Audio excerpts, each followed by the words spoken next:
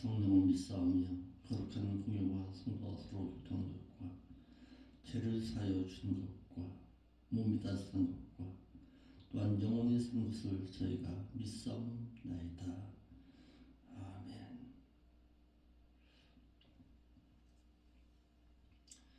찬송 한 장 올리겠습니다. 좁은 이 길, 생명의 길 한번 올릴까요? 좁은 이 길, 생명의 길, 말씀 따라가는 길, 괴롭히고 핍박해도 생명 돌아갑니다. 편케 믿자 유혹해도 부딪히고 갑시다. 넓은 길로 가는 것은 육신 편긴 하여도 그 길 따라가는 자는 멸망으로 가는 길, 주님께서 가라 하신 생명길로 갑시다. 말씀 따른 생명길은 가는 자가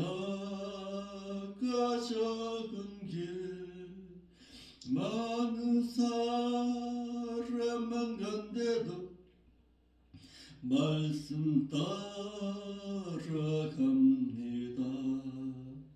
편케 믿자 유혹해도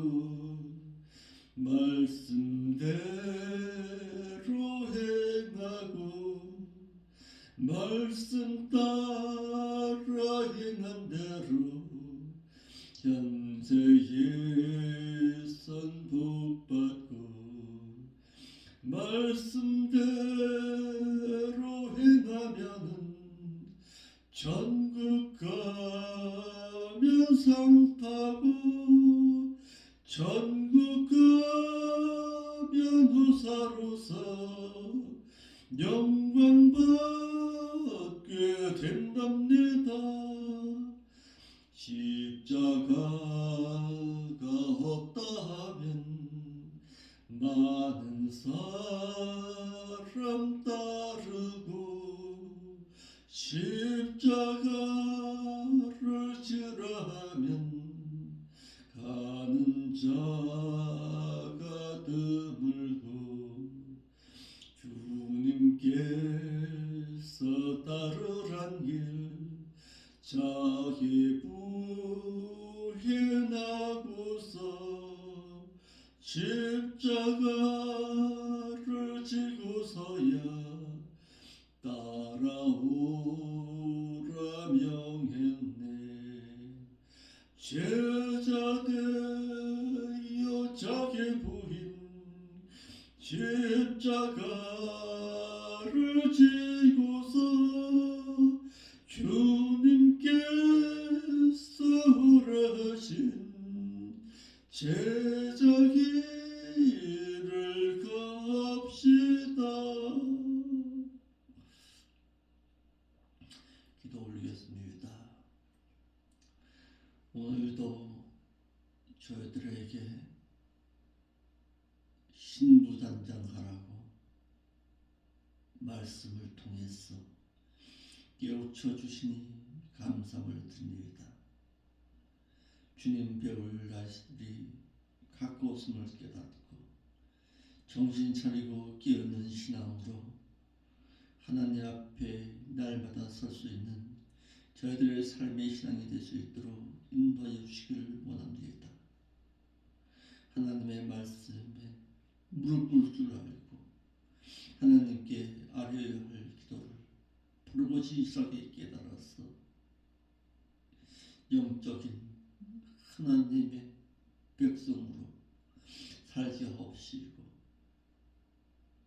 깨달은 말씀 붙잡고 한 영혼 한 영혼을 가슴에 품고 기도할 수 있는 영혼 사랑의 마음을 허락하여 주시기를 원합니다. 아버지, 잘못했습니다. 이 부족한 중 목회를 한답시고 교만하지 않았는지, 아버지 하나님, 내 뜻 가지고 목회한 것은 아니었는지 다시 한번 나의 삶을 뒤돌아오게 하옵시고 아버지의 뜻을 이루어드릴 줄 아는 신실하고 참된 목자로 주님 앞에 서기를 원하오니 단 하루의 삶을 산다 할지라도 부끄러움 없는 자의 삶을 살아가게 하옵시고 하나님 앞에 섰을 때에 이루함을 받고 살 수 있는 그런 마음 가지고 목회할 수 있도록 인도하여 주옵소서. 어찌하든지 나에게 맡겨질 심령들 가운데서는 7년 대환란에 남아서 고통당하는 자 없도록 빠르고 진실하게 가르치시고 양육하겠어. 맡겨질 영혼들을 사랑하는 마음 허락하여 주시기를 원합니다.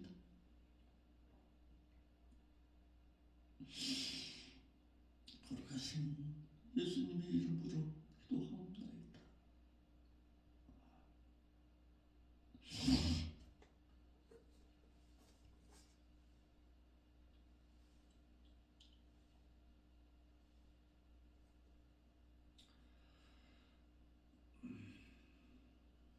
하나님의 말씀 보겠습니다. 하나님의 말씀은 요한계시록 19장 내용입니다. 요한계시록 제19장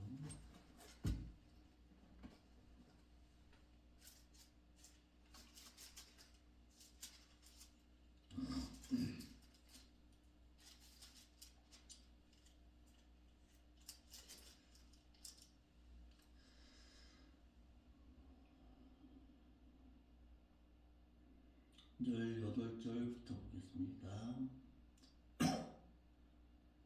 왕들과 살들과 왕들의 살들과 장군들의 살들과 장사들의 살들과 말들과 큰 탄자들의 살들과 자유한 자들이나 종들이나 물은 대소하고 모든 자의 그 살포기를 먹으라 하더라.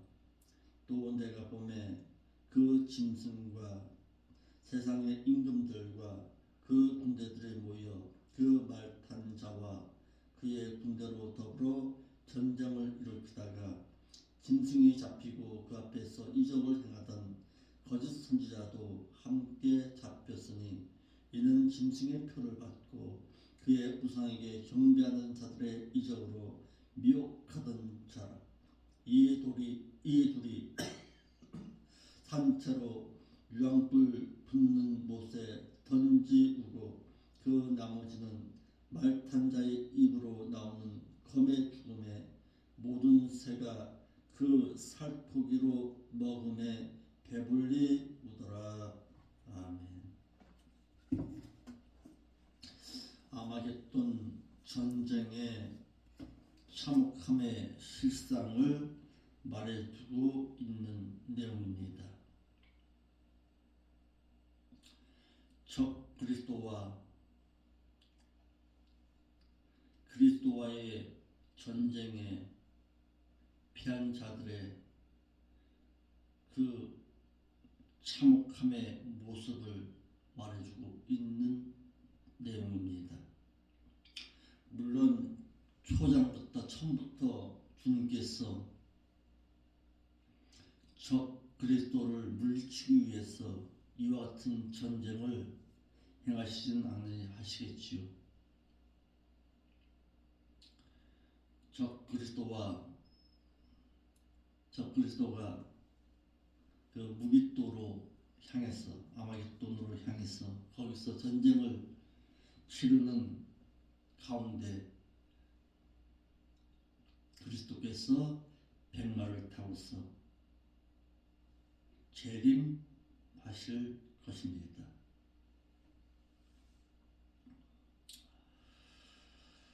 주님께서는 초림하심과 강림하심의 사건과 재림의 사건은 각각 그 내용이 다르고 행하시는 일 또한 달리 사역하십니다.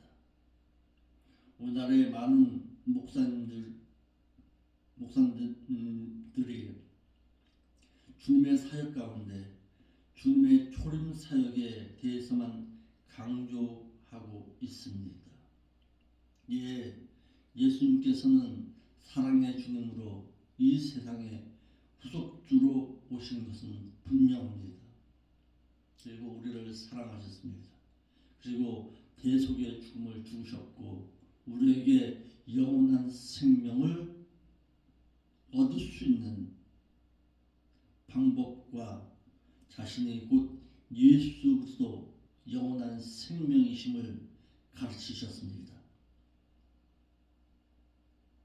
그런데 여기에 너무나도 치중하고 있기 때문에 주님의 초림 사역 가운데 20%밖에는 전하지 못하는 자들이 되고 말았습니다. 예수님께서 왜 십자가를 지셨는가? 왜 예수님께서 이 세상에 과연 오실 수밖에 없었던가? 거기에 대한 부분에 대해서는 전혀 가르치지 않고 있습니다. 저를 향해서 욕하고 교만하다 말할 수 있을지 모르겠지만 예수님께서 십자가 지심의 본 목적에 대해서 알지를 못하고 있는 목사님들이 상당히 많음을 볼 수 있었습니다. 십자가 위에서 대속 사역만 그분께서 행하신 것은 아닙니다. 그분의 초림하심의 주된 사역은 십자가 위에서 자신이 화목 제물이 되심으로 말미암아서 우리를 또다시 하나님 앞에 바르고 진실한 자로 온전한 자로 장성한 자로 세우기 위함이 본래의 목적이었다는 것이 골로새서 1장 22절의 내용입니다. 이제는 그 그리스도의 육체의 죽으심으로 말미암아 하나님과 화목케 하사 너희를 거룩하고 흠없고 책망할 것이 없는 자로 그 심판 앞에 세우자 하셨으니 그래서 자신이 그 십자가를 지셨다는 사실입니다. 거룩하고 흠이 없고 책망할 것이 없는, 그래서 그 주님 앞에 당당하게 설 수 있는 자로 세우시기 위해서 그분께서 십자가를 지신 것입니다. 그러니까 믿는 자가 예수 그리스도를 믿은 이후에 믿는 자의 삶이 거룩하고 흠이 없고 책망할 것이 없는 자로 살아들이지를 못하면 그 예수 그리스도의 그 죽음의 대속 사역도 헛되고 만다라는 사실입니다. 예수 믿으면 천국 반드시 들어가야 합니다. 그런데 예수 그리스도의 그 대속 사역만 가지고서는 안 된다는 사실이에요. 그 대속 사역 그 뒤에 성령 하나님을 우리에게 보내주셨습니다. 못하라고 너희의 신앙 인격에 예수 그리스도를 닮으라고 모든 목사님들이 이렇게 말합니다. 우리는 하나님의 형상 가운데 지음받았다고. 예, 틀린 말 아니에요. 그런데 아담과 하와만이 아담의 형상 가운데 지음받았죠. 우리까지는 아닙니다. 우리는 하나님의 형상을 철저하게 잃어버린 자들입니다. 그것이 창세기 5장 3절입니다. 한번 읽어보겠습니다.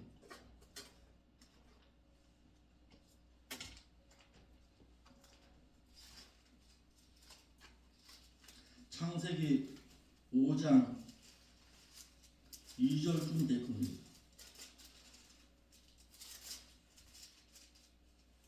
2절, 3절이네요. 5장 2절로 3절. 아담이 130세에 자기 모양 곧 자기 형상과 같은 아들을 낳아 이름을 셋이라 하였더라. 철저하게 하나님의 형상을 잃어버렸습니다. 그 하나님의 형상을 다시 회복시키라고 예수 그리스도께서 죽으셨고 대속의 죽음을 주셨고 그 죽음 이후에 우리를 위해서 성령 하나님을 보내주신 것입니다.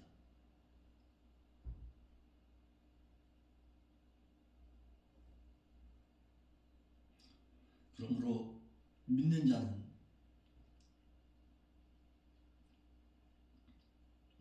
예수 그리스도를 믿은 이후에는 철저하게 하나님의 형상을 다시 회복시켜야 합니다. 그래야 그 하나님의 나라에 들어갈 수가 있는 것입니다. 이 형상 가지고 못 들어갑니다. 죄의 형상 가지고 못 들어간다는 얘기예요. 하나님의 형상, 바로 예수 그리스도를 믿은 그 형상, 예수 그리스도께서 허락하신 그 형상을 다시금 회복시켜야 합니다. 그래야 할 때에 우리가 그 하나님 앞에 당당하게 설 수 있는 것입니다. 주님께서 사람의 모습으로 하늘의 영광을 뒤로하시고 이 세상에 오셔서 십자가 위에서 죽어 주심은 속죄의 어린 양으로서 택하신 자들로 하여금 대속의 죽음을 죽어 주시기 위해 이 세상에 오셨습니다. 인자 되신 주님께서 이 세상에 오신 것은 마태복음 20장 28절 말씀처럼 인자가 온 것은 섬김을 받으려 함이 아니라 도리어 섬기려 하고 자기의 목숨을 많은 사람의 대속물로 주려 함이니라. 예, 틀린 말 아닙니다. 속죄의 대속 제물이 되어 주시기 위해서 이 세상에 오셨습니다. 하지만 이도 하나님께서 택하신 자를 위해서 그들의 죄를 사해 주시기 위해 오셨다는 사실입니다. 택한 백성을 위해서. 어떤 택한 백성? 주님 앞에 서야 할, 하나님 앞에 서야 할 그 백성들을 위해서 오셨다는 사실입니다. 성경은 택한 자를 위한 구속을 말하고 있습니다. 구원을 얻음에도 합당치 아니한 자들이 있다라는 사실입니다. 신자라 할지라도 구원을 보장받기에 합당치 아니한 자들도 있다라는 사실입니다. 무슨 자, 어떤 자일까요? 주여 주여 입으로만 말하고서 외식하면서 아버지의 뜻을 버리고 살아가는 자. 결단코 천국에 못 들어간다. 이 불법을 향한 자들아 내게서 영원히 떠나가라. 이 불법이라는 말이에요. 아노미아 부정사 아와 율법이라는 말의 합성어입니다. 율법의 말씀대로 행하지 아니한 자들아 내게서 영원히 떠나가라. 그러니까 믿는 자는 하나님의 말씀 가운데서 살아야 할 것입니다. 말씀 가운데 기도하고 말씀 가운데 찬양하고 말씀 가운데 예배할 줄 아는 자. 믿는 자는 말씀을 떠나서는 살 수 없는 자로 살아가야 합니다. 믿는 자의 죄의 대속이라고 말할 때에 구속 가운데서도 두 단어를 사용하였습니다.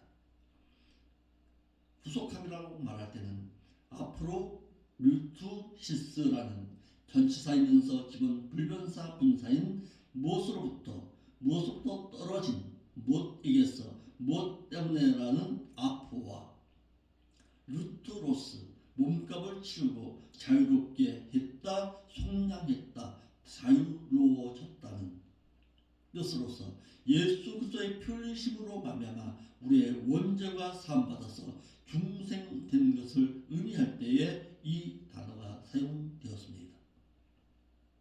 또 세상에서 종노타던 곳에서 너희를 값을 주고 샀다라고 했을 때 엑사고라도가 있습니다. 시간으로부터의 물건을 매입하여 사들이듯이 사서 들여서 의행과 선행을 행할 것을 말할 때에 이 단어가 사용되었습니다. 두 가지 단어가 있습니다. 아포르루시스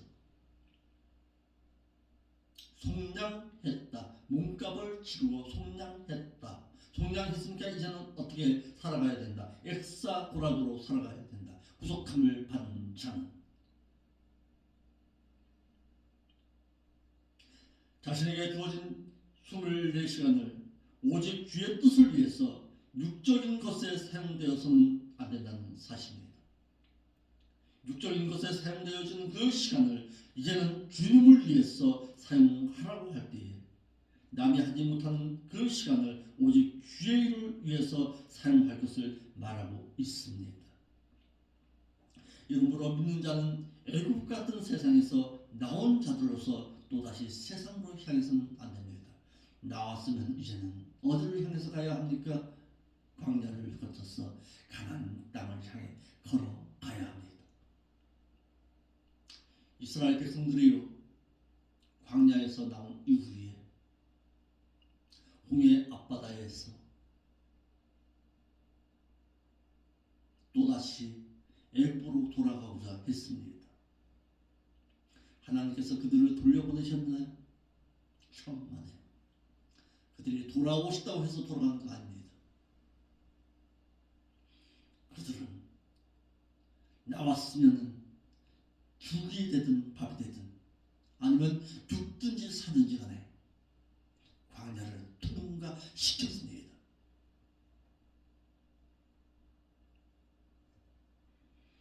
예수를 믿기로 다짐했다면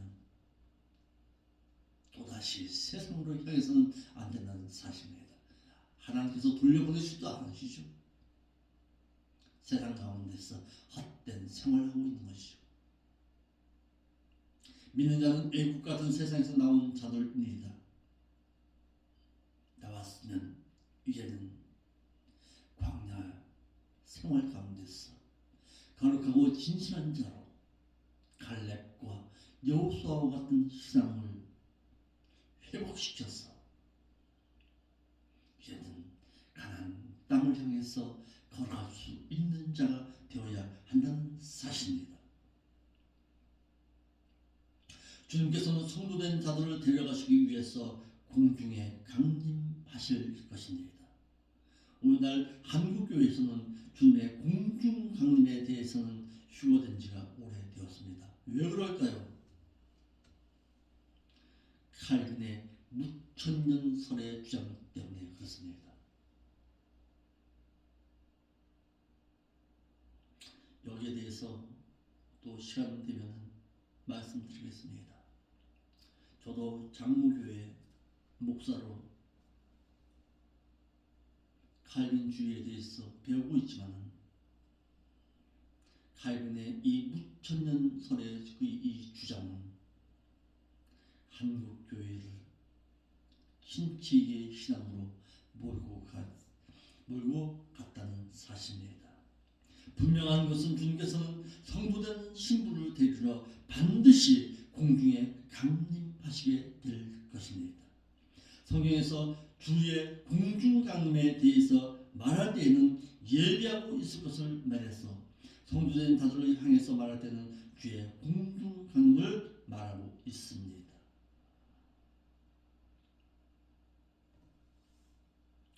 또한 주님의 공중 강림의 때에는 주 안에서 잠자는 자들만 부활함을 받게 주 안에서 잠자는 자가 누굽니까? 주님의 계명을 지키고 행하고 있는 자를 뜻하고 있습니다. 예수 그리스도를 믿고 신자가 되었다고 하여서 다 데려간 것이 아닙니다. 주님께서 모두 데려간 것이 아님을 말하고 있습니다. 이 세상에 남겨질 자들도 있다라는 사실입니다. 이러므로 구원을 얻으면 불신자에게 어떤 행위가 요구됨이 없지만 구원을 얻은 이후에는 반드시 믿는 자에게 종교 윤리적인 행위를 요구당하고 있다라는 사실입니다. 주님께서 지상에 재림하실 때에는 적 그리스도를 멸망시키기 위해 재림하십니다. 주님께서 지상에 재림하심의 그 목적은 적 그리스도를 멸망시키시고 이 세상에 그리스도의 나라인 천년 왕국을 세우시기 위함입니다. 이때에 주님께서는 모든 자들이 보는 가운데 영광 가운데 오신다고 말하고 있습니다. 마태복음 26장 63절에 예수께서 말씀하여 가라사대 내가 말하였느니라. 그러나 내가 너희에게 이르노니 이후에 대제사장의 후에 드린 그들에게 인자가 권능의 우편에 앉은 것과 하늘 구름을 타고 오는 것을 직접 보리라. 계시록 1장 7절과 사도행전 1장 10절의 내용입니다. 지상에 재림하시는 그리스도를 보고 이 세상에 남겨진 자들이 애곡하고 애통하게 될 것임을 말하고 있습니다. 요한복음 19장 34절에 찌르니라는 이 말은 에눕센이라는 단어를 썼습니다. 관통하다, 꿰뚫다, 찌르다라는 동사 닉소의 3인 단수 일과 능동태 직설법으로 말하고 있습니다. 단수인 그가 예수님을 찌른 것으로 말하였고 라고 했습니다.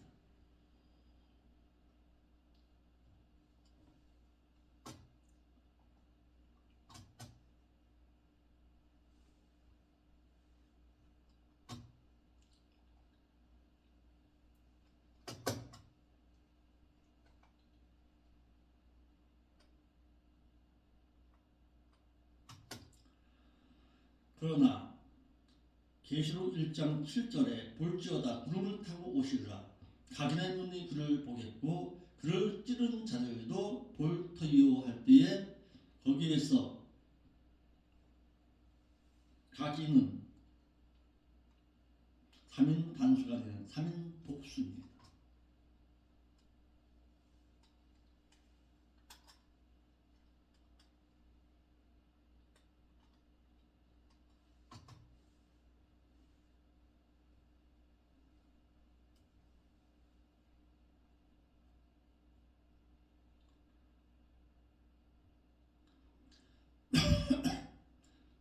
볼지어다 구름을 타고 오시리라. 각인이 그를 보겠고 그를 찌르는 자들도 볼터이요 땅에 있는 모든 족속이 그를 인해서 애곡하리니 그러하리라. 아멘. 그래서 여기서는 찌르는 자, 이것은 엑세케테산으로 밖으로 내다, 내보내다, 파내다, 찌르다라는 동사 에켄테오의 3인 복수 일과 능동태 직설법으로 말하고 있습니다. 요한복음에서는 단수로 말했지만은 계시록에서는 그를 찌른 자가 아닌 예수님을 핍박하는 자들을 뜻하고 있습니다. 이를 사도 요한이 스가랴 12장 10절의 말씀을 내가 다윗의 집과 예루살렘 거민에게 은총과 간구하는 심령을 부어주리니 그들이 그 찌른 바 그를 바라보고 그를 향해서 애통하기를 독자를 위해서 애통하듯 하며 그를 위해서 통곡하기를 장자를 위해서 통곡하듯 하리라 라는 말씀을 인용한 것입니다. 사도 요한은 요한복음 19장 37절과 계시록 1장 7절, 요한복음 19장 34절의 말씀을 각각 인용해서 말했던 것입니다.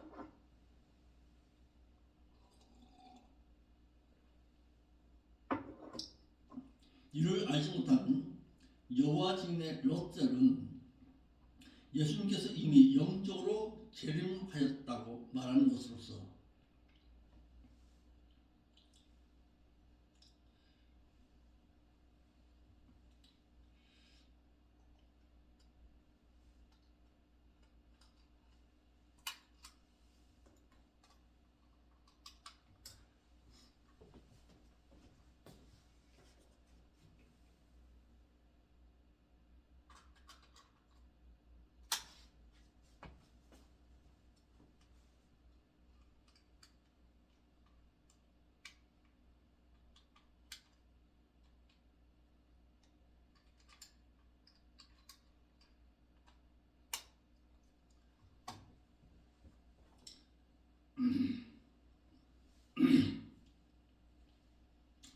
이미 천년 왕국이 시작되었다고 말하고 있습니다.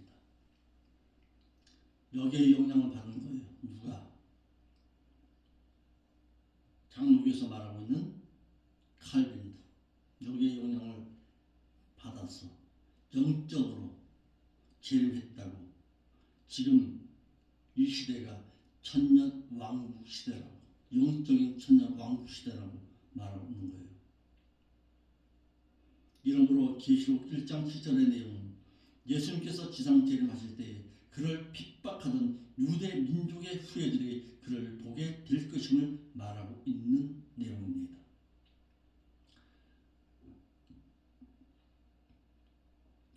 주의 강림의 날과 그리스도의 날의 재림의 날의 차이점입니다. 주의 강림의 날은 신랑으로서 신부된 성도들을 데리러 오십니다. 그러나 그리스도의 재림의 날은 적장을 쳐부수기 위해서 오신다는 사실입니다. 또 주님의 강림의 날은 공중에서 성도된 자들의 주를 영접하게 될 것입니다. 그러나 그리스도의 날은 주님께서 지상에 재림하십니다. 주의 강림의 날은 성도된 자들로서 부활하여 올라가는 자들과 주 안에서 말씀을 지키고 행하는 자들이 주를 보게 될 것이지만 그리스도의 재림의 날은 이 세상의 모든 민족이 다 볼 수 있을 것입니다. 주의 강림의 날은 7년 대환란 전에 있게 될 사건이지만 그리스도의 재림의 날은 7년 대환란 이후에 있게 될 날이라는 사실입니다.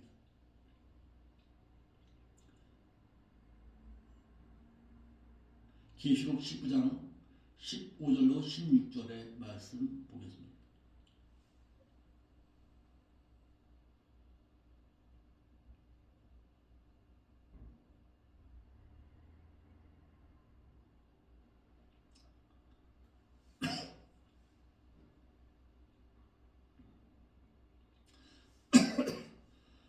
그의 입에 이한이 아니라 예리한 검이 나오니 그것으로 만국을 치겠고 친히 저희를 철장으로 다스리고 또 친히 하나님 곧 전능하신 이의 맹렬한 진노의 포도주 틀을 밟겠고 그 옷과 그 다리에 넓적다리에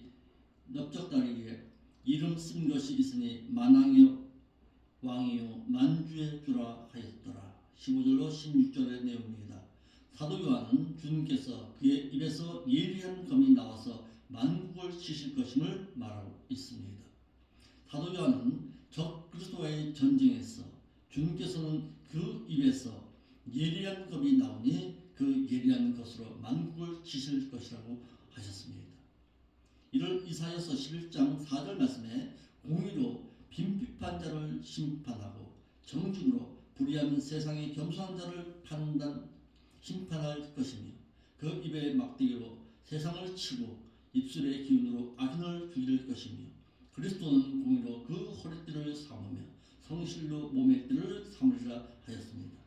이를 이사야 선지자는 그가 행하실 심판의 가혹함을 말하기를 이사야서 63장 3절에 만민 중에 나와 함께하는 자가 없이 내가 홀로 포도틀을 밟았는데 내가 노함을 인해서 무리를 밟았고 분함을 인해서 짓밟았으므로 그들의 선절이 내 옷에 튀어서 내 의복을 다 더럽혔음이니라고 하였습니다. 이를 데살로니가후서 2장 8절에는 그때에 불법한 자가 나타나려니 주 예수께서 그 입의 기운으로 저를 죽이시고 지상에 재림하여서 나타나심을 폐하시리라라고 했습니다. 본문에 치겠고라는 이 말은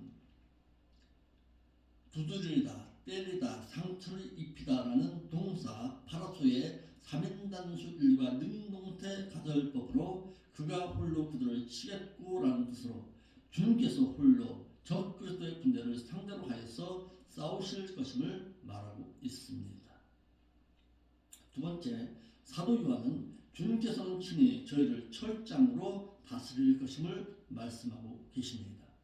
주님께서는 이미 우상 제물을 먹고 우상 위에 경배한 두아드라 교회를 향해서 우상 제물을 먹지 않은 자들로 하여금 철장을 가지고 저를 다스려 딜그릇 깨뜨리듯이 할 것이다라고 하여서 믿는 자가 우상 제물을 먹는 문제만 해결하여도 주님께서는 그에게 철장 권세를 허락하실 것임을 말씀하고 계십니다.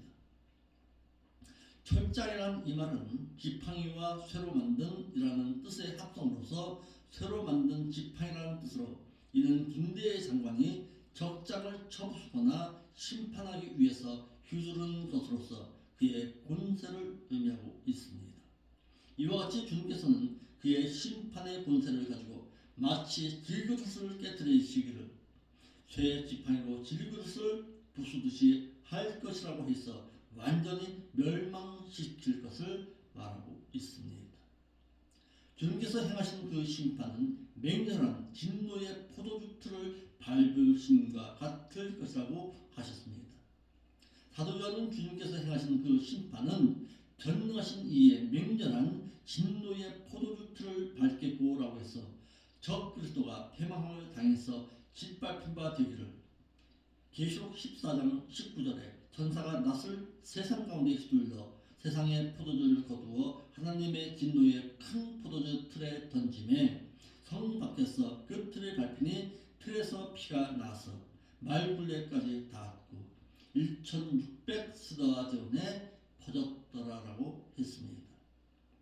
네 번째, 사도 요한은 주님의 그 옷과 그 다리에 넓적다리에 이름이 쓴 것이 있으니 만왕의 왕이요 만주의 주라 하였더라 했습니다. 주님께서는 만왕의 왕이요 만주의 주가 되십니다. 디모데전서 6장 15절과 계시록 17장 14절과 계시록 19장 16절에 세 차례에 걸쳐 말씀하여서 만왕의 왕이요 만주의 주라고 하셨습니다.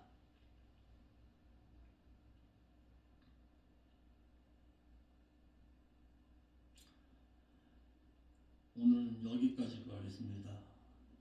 내일은 17절부터 21절까지의 내용을 보겠습니다.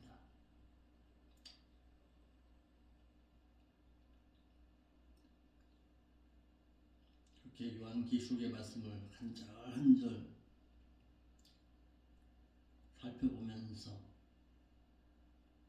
할 때에 계시록의 말씀이 우리에게 주는 교훈 또다시 말합니다.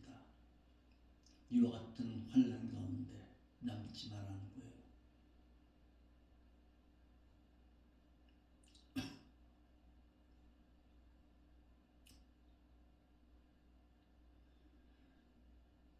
제가 어젯밤에 기도하면서 잠자리에 들 때 환상 가운데 꿈속에서 7년 대환란의 그 참혹함의 모습을 보여주시더라고요.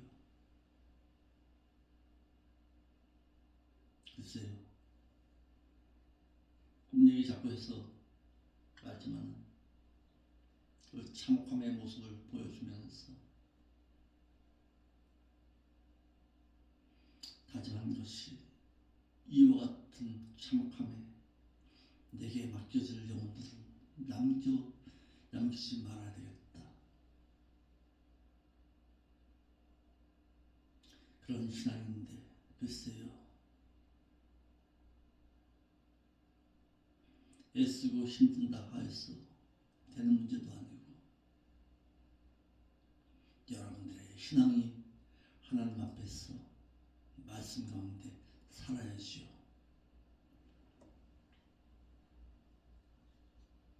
오늘 귀한 말씀 듣고 세상 가운데서 승리하는 자의 삶을 살아갑시다. 기도하겠습니다. 거룩하신 아버지 하나님, 참 감사를 드립니다. 오늘도 귀한 말씀 저희들에게 깨닫게 하시니 감사를 드립니다. 깨닫고 세상 가운데서 승리하는 자의 삶을 살아드릴 수 있도록 인도하여 주옵소서. 거룩하신 예수님의 이름으로 기도합니다.